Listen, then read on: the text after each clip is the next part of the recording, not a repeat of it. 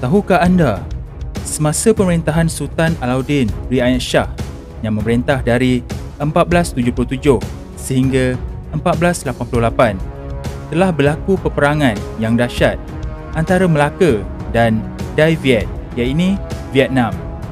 Melaka memanggil orang Dai Viet dengan panggilan orang Kuci atau orang Cochin. Perang yang dipanggil Perang Langsang ini tercatat dalam dokumen Cina. Peristiwa ini tidak tercatat dalam mana-mana sejarah, termasuklah Sulalatus Salatin yang mencatatkan hanya beberapa orang sahaja.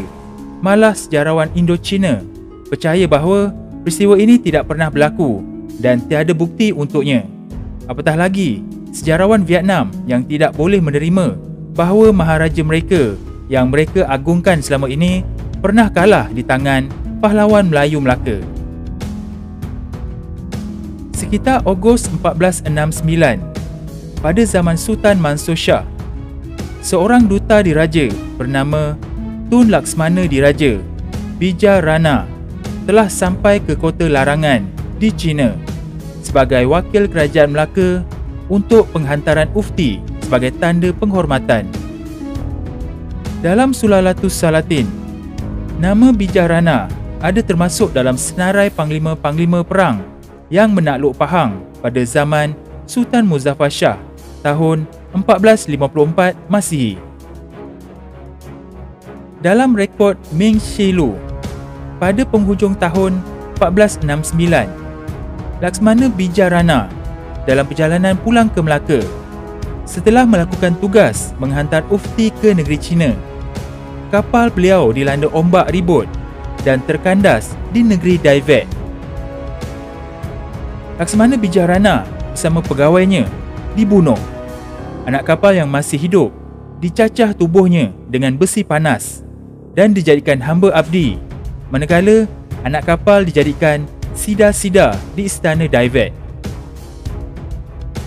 Kerajaan Melaka yang tidak mendapat perkabaran tentang rombongan ufti mereka sehingga musim angin monsun timur laut berakhir, terpaksa menunggu pertukaran angin monsun barat daya tahun berikutnya. Sekitar Mac 1470, Regdai Hoen merekodkan bahawa seorang wakil dari Melaka tiba dalam misi perdagangan ke Rokyu, iaitu Okinawa, dan juga melaporkan kepada Raja Rokyu tentang salah laku wakilnya semasa berdagang di Melaka. Selain misi perdagangan, ia juga dipercayai misi mencari rombongan yang hilang. Sekitar tahun 1471, pihak Dai Viet menggerakkan tentera yang besar untuk menakluk Champa. Hampir semua bandar Champa seperti Indrapura, Amarvati, Vijaya dan Keturah jatuh ke tangan Dai Viet, hanya meninggalkan bandar Panduranga. Atas kejayaan ini, Raja Dai Viet, Li Tangtong, mula bercita-cita untuk menakluki seluruh Indochina, termasuk Siam, Melaka dan seluruh kepulauan Jawa. Walau bagaimanapun, pihak Melaka masih tidak mengetahui tentang pembunuhan Laksmana Bijarana dan rombongannya sehingga tahun 1475. Pihak Melaka yang diketuai oleh seorang duta bernama Tun Mami telah pergi ke China, tetapi masih tidak melaporkan apa-apa tentang pembunuhan itu kepada kerajaan China kerana tiada bukti. Bagaimanapun, Melaka dengan tegas mendakwa Dai Viet bertanggungjawab membunuh pegawai Melaka. Kemungkinan pihak Melaka mendapat maklumat daripada sumber risikan dan penyamaran ke Dai Viet seperti seorang saudagar untuk menyiasat dan menyelamatkan mangsa yang terselamat. Ini adalah satu-satunya cara untuk mendapatkan gambaran sebenar melalui saksi mata. Sultan Mansur Shah mungkin mengetahui tentang tragedi ini dan mengambil tindakan seperti berikut.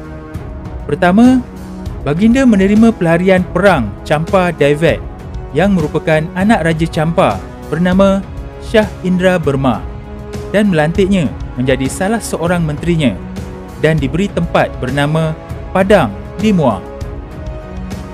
Kedua, menghantar Menteri Jana Putra dan Tun Telanai untuk berdamai dengan musuh ketat Melaka iaitu Siam atas dasar perdagangan dengan harapan mampu mengekang Divette dari arah utara.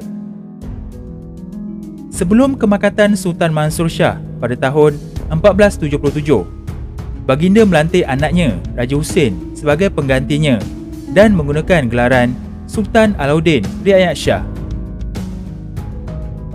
Sekitar tahun 1479, berlaku konflik antara kerajaan Divette dan kerajaan Lan Xang iaitu Laos atas permintaan Maharaja Li Tangtong untuk mendapatkan sehelai bulu gajah putih yang dianggap suci. Tetapi Cakrapat, Raja Lan Xang membalas dengan menghantar kotak yang penuh dengan najis gajah. Ini menyebabkan kemarahan Raja Divette dan menggerakkan 180,000 askar untuk berperang dengan Lan Xang. Menurut catatan sejarah di Vietnam, semasa kempen perluasan kuasa Divette, banyak wilayah kecil terpaksa menyerah diri dan menghantar ufti untuk mengelak daripada diserang, dan Li Tangtong juga mengancam banyak negeri untuk tunduk kepadanya. Kemungkinan besar Melaka juga menghadapi ancaman yang sama kerana Melaka melindungi pelarian perang dari Champa yang mereka inginkan. Pada tahun 1480, tentera Divette berjaya menakluki Lan Xang dan membunuh 20,000 penduduknya. Kegiatan perisikan Melaka terhadap negara Divette di perairan Laut Cina Selatan iaitu Laut Champa boleh disahkan melalui Surat Laksamana Melaka kepada Raja Rokyu pada tahun 1480, di mana dia melaporkan bahawa dia telah menyelamatkan 2 rakyat Rokyu yang mengambil bahagian dalam pertempuran berdarah dengan Vietnam di darat. Pada Mac 1481, Raek Dai Hoan merekodkan bahawa Laksamana itu sekali lagi berada di Rokyu iaitu Okinawa sebagai duta raja untuk perdagangan dan berada di sana sebagai persediaan untuk menghantar ufti ke China. Pada Ogos 1481, Ming Shulu mencatatkan bahawa seorang duta raja bernama Tun Laksmana Diraja tiba di kota Larangan di China untuk penghantaran ufti sebagai memberi penghormatan. Satu penghormatan yang menarik kepada China ialah hadiah yang diberikan oleh kerajaan Melaka. Salah satunya ialah beberapa ekor gajah yang diberikan kepada Maharaja China. Menurut sejarah Melayu dan hikayat Hang Tuah, Laksamana Hang Tuah singgah di Patani dan kemudian Siam untuk membeli beberapa ekor gajah. Ada kemungkinan Laksamana bertemu dengan Raja Siam untuk membeli gajah-gajah itu dan memuatkannya ke dalam kapal mendam berahi. Selepas itu, rombongan ufti diteruskan belayar ke Rokyu dan China. Rombongan ufti pada tahun 1481 kali ini sangat berbeza dengan rombongan ufti sebelum ini. Laksamana diberikan misi khas iaitu: pertama, meminta pihak China menyiasat pembunuhan duta terdahulu bernama Tun Laksmana Diraja Bijarana dan pegawainya oleh kerajaan Divette iaitu Vietnam. Kedua, meminta China mengambil tindakan terhadap Divette di atas penaklukannya terhadap Champa. Ketiga, meminta kebenaran untuk melawan Divette kerana Divette berkeinginan menyerang Melaka. Melaka sebelum ini tidak bertindak balas terhadap tindakan kejam Divette kerana menghormati solidariti kedua-dua negara sebagai negara ufti yang tidak dibenarkan berperang sesama sendiri. Selepas 2 minggu menunggu, rombongan ufti dari negara Divette akhirnya tiba di China. Laksamana tidak membuang masa dan memulakan prosiding jenayah terhadap wakil Divette, sementara Menteri Perang China Chen Yu sebagai hakim. Kedua-dua pihak saling berhujah antara satu sama lain dan berlaku petikaman lidah sehingga wakil Divette dengan angkuh menyatakan bahawa mereka telah menakluki semua kota Champa dan kemudian mereka akan menakluki Melaka dan Melaka tidak akan berani melawan mereka. mereka akhirnya ditenangkan oleh Menteri Perang China. Maka keputusan telah dibuat mengikut rekod dalam Meng Shilou. Pertama, kes pembunuhan bijarana telah berlaku terlalu lama dan agak sukar untuk menyiasat dakwaan Melaka. Kedua, Maharaja China menghantar surat kepada Raja Vietnam, Li Tangtong, untuk mengekalkan hubungan baik dengan negara jiran, tidak mengancam dan menghormati negara naungan. Ketiga, Melaka dibenarkan membuat persiapan ketenteraan dan diberikan kebenaran untuk berperang sekiranya Vietnam benar-benar mahu menyerang Melaka. Selepas menyelesaikan tugasnya di China, Laksmana meneruskan perjalanan pulang ke Melaka. Dalam hikayat Hang Tuah, Laksmana Hang Tuah menerima arahan daripada Sultan untuk berlayar ke Rom untuk membeli peralatan meriam tempur, iaitu senjata api terbaik Turki. Menariknya, tempoh perjalanan pulang Laksmana dari China pada Oktober 1481 adalah rentetan perjalanan Laksmana ke Mekah. Dalam hikayat Hang Tuah terdapat satu-satunya tarikh yang dicatat oleh pengarang yang menyatakan bahawa Laksmana Hang Tuah berjaya menunaikan haji pada tahun 886 Hijrah. Musim Haji 886 Hijrah bersamaan dengan 30 Januari 1482. Rombongan Hang Tuah membeli senjata dan meriam. Jumlahnya 3,000 pucuk semuanya, dan armada Laksmana berlayar pulang ke Melaka. Kerajaan Ming menggelar Kerajaan Daevet sebagai negara yang paling menyusahkan kerana rajanya berusaha untuk menakluki seluruh Indochina, termasuk Melaka dan seluruh Kepulauan Jawa. Dalam kempen peluasan Daevet ketika itu, Maharaja Li Tangtong mengerah seramai 1 juta tentera untuk mara ke timur Vietnam, menuju ke arah Sip Song Pana untuk menjarah Lana dan Chiang Mai secara serentak. Peralatan dan senjata Daevet sangat digeruni. Mereka mempunyai set artileri dan senjata api seperti Trakol yang dibuat menggunakan teknologi Cina, dan bahan mentah diperolehi dari Yunan. Wilayah-wilayah kecil di sekeliling seperti wilayah Ailo segera memberi ufti tanda penghormatan kepada Daevet sebagai tanda menyerah diri, sebaik sahaja mendapat berita mengenai kemarahan tentera Daevet untuk berperang. Peluang untuk mencipta alasan bagi berperang dengan Lan Xang timbul dalam kes Gajah Putih, di mana permintaan Li Tangtong untuk meminta helaian rambut gajah putih sebagai simbol keagungan raja milik Raja Chakrapat dari Lan Xang dibalas dengan kotak yang di dalamnya diisi najis gajah tersebut. Sebelum itu, tentera terawal mengalahkan Champa berlaku sekitar tahun 1471 dan kemudiannya memasuki wilayah Laos dan Thai.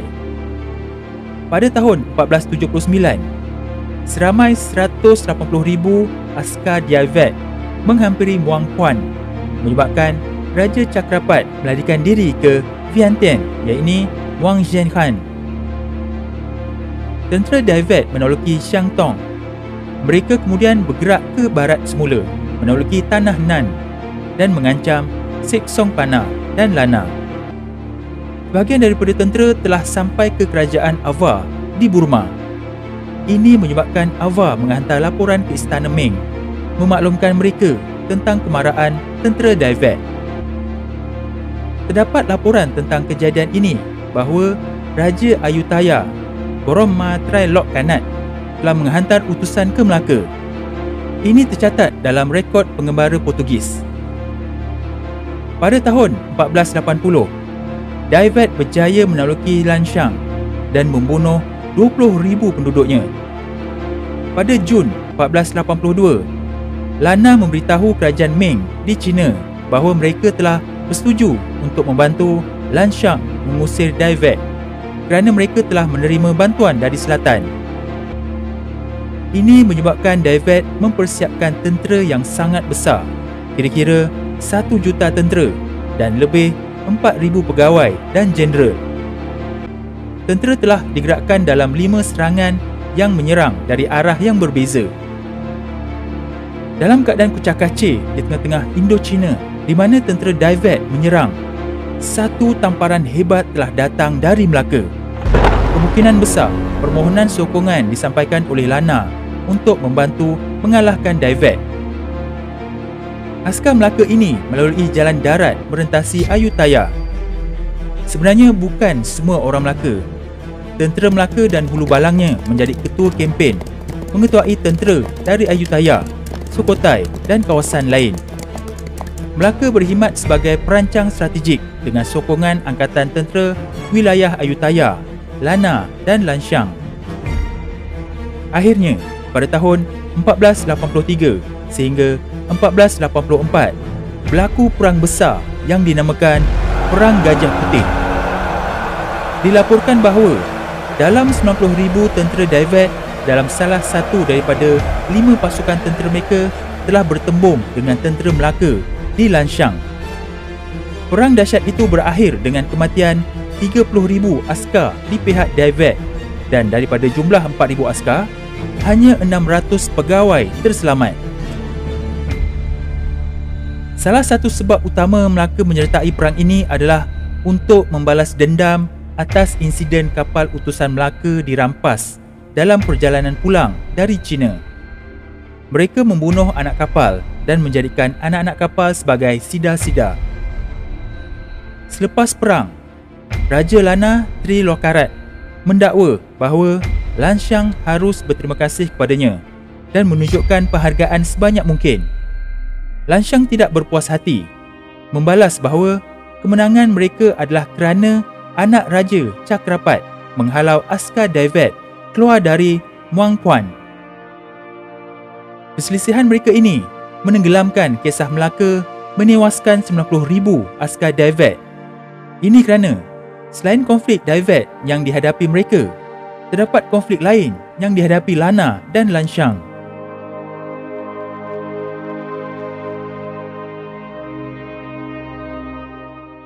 Jom sertai ahli channel Studio NS Production dalam rancangan eksplorasi misteri mistik ini dengan klik butang join di bawah video ini atau klik link pada bahagian description. Ada 4 pakej yang disediakan. Penerangan lebih lanjut akan diterangkan apabila anda klik butang join sekarang. Sokongan anda sangat membantu channel ini.